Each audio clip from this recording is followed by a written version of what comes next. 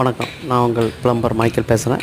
நம்ம இன்றைக்கி out line பார்ப்போம். அவுட் லைன் இன்புட்டு, அவுட்லெட்டு இதோடைய ப்ளம்பிங் பண்ணியிருக்கோம். இதில் ட்ரைனேஜ் லைன்லாம் பண்ணியிருக்கோம். ப்ளம்பிங் பண்ணியிருக்கோம். Drainage 2 inch line drainage.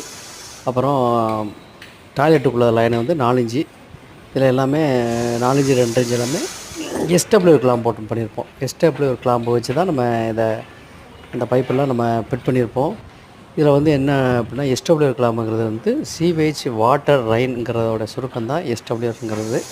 SW clamp எதுக்காக வைக்கிறோம் அப்படின்னா, சுவர்லேருந்து 2 இன்ச்சு தள்ளி இருக்கும்.